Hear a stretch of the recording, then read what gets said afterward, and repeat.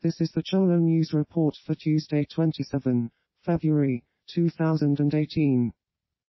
French President Emmanuel Macron phones Turkish President Recep Tayyip Erdogan, telling Erdogan that the unapproved ceasefire in Syria also applies in the Afrin region. Macron accused Syrian government forces of violating the UN resolution as attacks continued on hospitals and civilians in eastern Ghouta, and said the spiral of violence had to end, before it led to a wider regional conflict.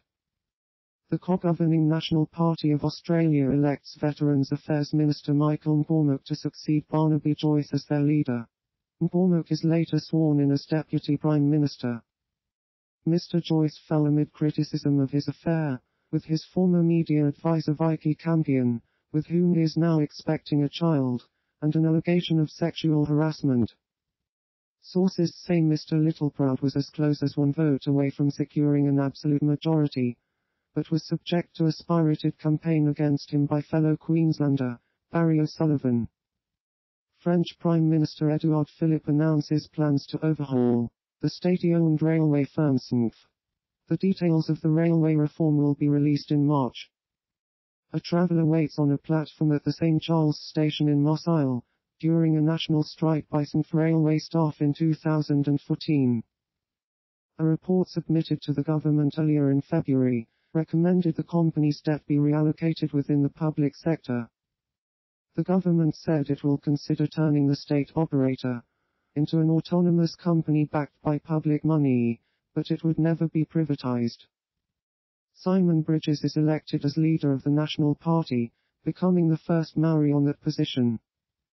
However, with some yet to make up their mind, things could hinge on the last speeches the contenders will deliver to caucus. This morning a strong performance could shift the soft vote. Members of the public are currently sharing a 2014 YouTube story, in which Mr. Bridges admitted he didn't know of a forest park that had been opened for oil and gas exploration, despite being the minister who signed off the plan.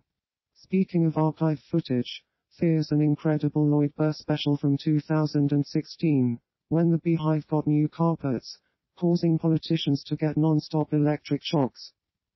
Ron Mark is succeeded by Fletcher Tabuchu as deputy leader of New Zealand First. New Zealand First leader Winston Peters has announced Fletcher Tabuchu has won the battle to be his new deputy.